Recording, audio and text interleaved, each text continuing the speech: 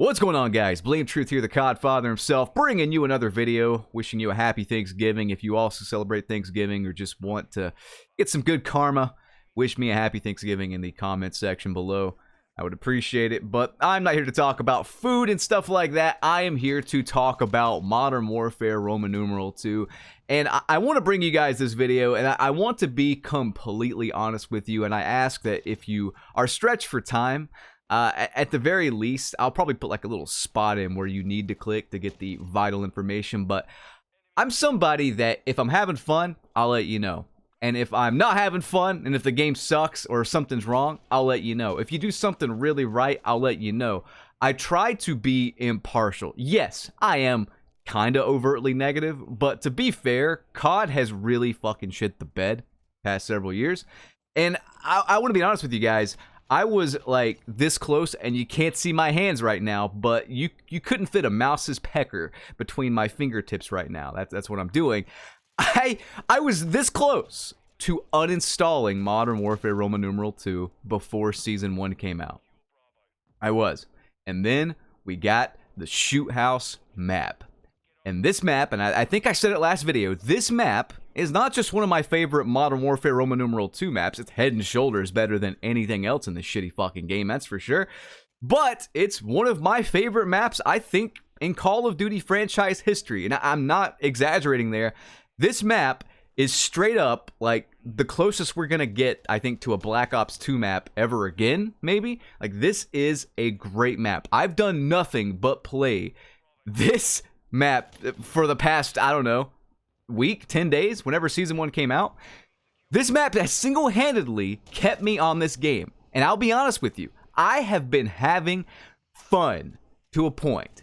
But I'm going to tell you guys something, and everybody's so emotionally driven when it comes to video games, especially when you spend $60, $70 and you have the game digitally and you can't even pawn your shitty fucking game off to GameStop. My God, if you guys knew all the Vanguard copies, like the used Vanguard copies I saw at GameStop. At a certain point, if GameStop like has too many copies of something, they'll stop taking it. They were about to that point with Vanguard. I know this because I tried to sell them Burger King games once back in the day, like Sneak King and Big Bumpin' and stuff, and they wouldn't take them. They had so many. They were going to give me like a quarter for them anyway, but man. But anyway, people are so emotionally driven when they buy a game, especially in the digital age when they can't sell it, and they say things that just aren't true. Like, it's called the honeymoon phase, right? Especially now more than ever, because games can change with an update for the better or for the worse. But I'll tell you right now, the Shoot House playlist is the one thing that's kept me from uninstalling this game. This map is great.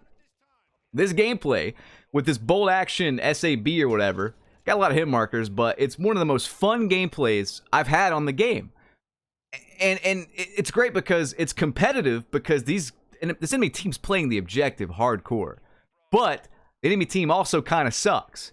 So I can get high frag counts here, I can get high kill counts, while my team goes for the flags. I do play the objective a little bit, but like, this enemy team is just super hyper focused on the flag. Doesn't matter if they die, whatever. I haven't seen a team play objective this well the entire game. You know what I mean? Like, I'm fragging, getting streaks to clear the flags. My team is somewhat playing the objective, but the enemy team's all over it. This match is a rare commodity though.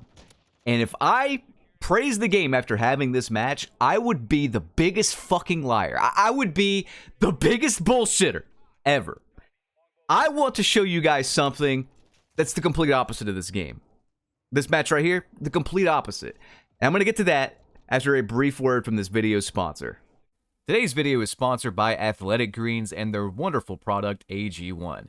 AG1 is a nutritional beverage and also a probiotic, and also just an overall insurance policy on your health. I've been taking AG1 for about 3 weeks now, and I noticed that upon taking it first thing in the morning, it's really cleared up my brain fog.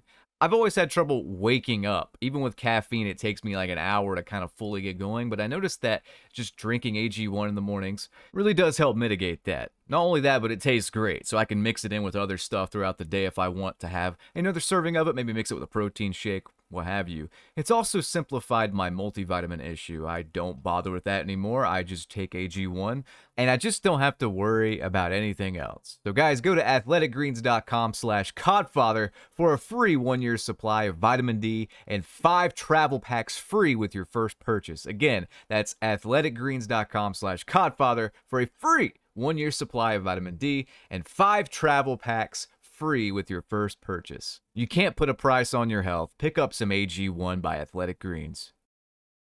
All right, guys, welcome back to the video here. This is a different gameplay. Do not adjust your screens. This is an entirely different gameplay, and we'll get back to the bold action domination game after this. And I do want to say there's going to be a volume warning. I'm going to be yelling. I know people like that, but I need to warn you, I will be yelling a lot in just a sec because I want to show you the Mr. Hyde to the first match's Dr. Jekyll. I'm not going to bullshit you and bring you that highlight game and say, Modern Warfare is great and I'm having the best time and it's a game you should pick up for 70 doll hairs. No. Look at this match. This is the type of match that you are going to get into if you do well at this game. If you do well at Modern Warfare Roman numeral 2, you have good stats, this is the match you're going to get put into pretty much constantly. What happens? This is how the matchmaking works, and it's fucking bullshit because this is how it works every single time. Can you guys verify this if you play this game? Verify this, please. If you play this game and you're pretty good, this is how it works. You'll play about a handful of matches, and they'll be pretty fun. It's not that bad, like, sweat-wise. Sometimes you'll even pop off, and you'll do well. You'll get, like, a 4, 5, 6 KD, and then it's matches like this constantly. And by this, I mean it's either dead even and one team gets frustrated and leaves, or you're just getting cock stomped by a full party and you're a solo player. And you're spending more time looking at the sky shooting down UAVs than you are shooting people. Because this game is fundamentally fucking broken. And I can't bullshit you guys. I cannot. I'm not going to fucking lie to you. This game is made from the ground up for bad players. It is. And I'm sorry if that ruffles people's feathers, but it's fucking true.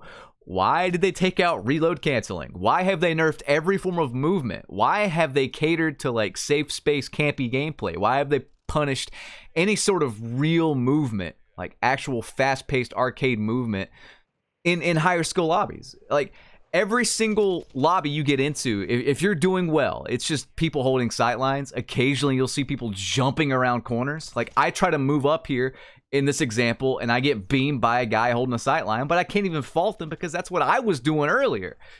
And like again, beamed by a guy holding a sight line. And I want to quit here, but like most of my team has quit and I'm like, well, maybe it'll fill up with people that can, I don't know, help us come back. But again, what's the point? What the fuck am I playing for? Why am I playing like this? You know what I mean? It's matches like this. In some cases, it's actually worse than this. In some cases, I'm looking at the sky. I think I said this earlier, but I'm looking at the sky more than I'm looking at the fucking players in the game.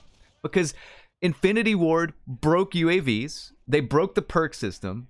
And flash grenades are the most obnoxious thing fucking ever. The only movement you're going to see, like the only time you're going to see movement in a higher skill lobby is when the players are spamming flash grenades. And I'm not kidding. They're that fucking strong. They are ridiculously strong, and that perk that's supposed to counter them doesn't. UAVs are ridiculously strong because Ghost is a fucking ultimate perk, and these goddamn dopes in Infinity Ward messed up the balance. If it's not broke, we're gonna fucking break it, is Infinity Ward's motto. Oh, you like hardcore, do you? You want to play hardcore? You like hardcore mode. It's not in the fucking game. Tier 1's not hardcore. It's some weird-ass realism thing where they change the health, and nobody fucking likes the mode, and it's shit, and people have just been basically on Reddit and otherwise have been just tearing it apart. They don't want it. And Infinity Ward has done nothing to change it. Why? I leave the game because why? Why even bother? Every single match, every single play session goes the same fucking way every time. I boot up the game. I play a handful of matches. I have a pretty good time. Then it's me versus team moderate to severe acne while my team rage quits. I could play with friends on this game. They don't want me to play with them. No, I'm in an upper skill bracket. They like me for a few matches. They like that I'm dropping big streaks for a few matches, and then they're like, yeah, we're gonna go play like in our easier lobbies now. See ya, BT. I'm not kidding, by the way. That happens. I can't play with friends on this game like consistently. I want to repeat that for you guys, okay? I cannot play with friends on this game and people enjoy themselves, because as soon as you get into a higher skill lobby, especially as a not as skilled player, all the game's flaws are on full display. Let's go back to the classic Call of Duties. Did they still have flaws? Of course they fucking did. Think back to the original Modern Warfare 2. That shit was flawed as fuck. Danger close noob tubes. Commando lunging upstairs. I mean, shit, man. That game was an imbalanced mess. Still fun, though, because it wasn't that serious. You could take it serious if you wanted to. You could squat up and play like it's MLG goddamn Dallas and crush everyone. But guess what? No matter who you were on that game, experience that among many other things, lobby to lobby. Are you going to face Team Virginity, sponsored by Stridex Zip Pads? Maybe one game you will, but then you're going to face a regular team and you're going to have a competitive match the next match. Or after that, you're going to face a team where they're not very good at all and you can drop some chopper gunners on them, and that's your reward for doing better that match.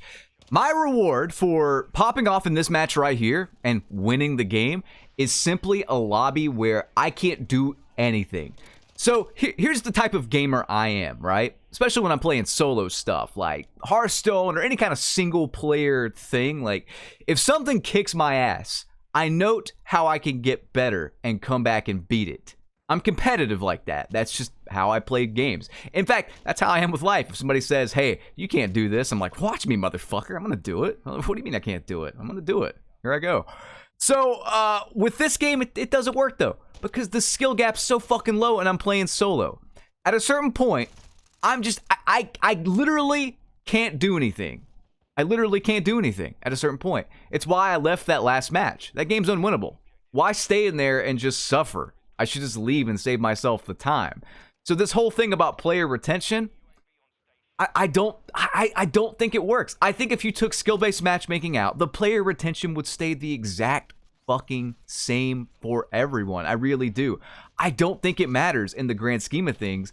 All it's there to do is protect little Timmy No Thumbs. I think people are going to spend money on this game regardless.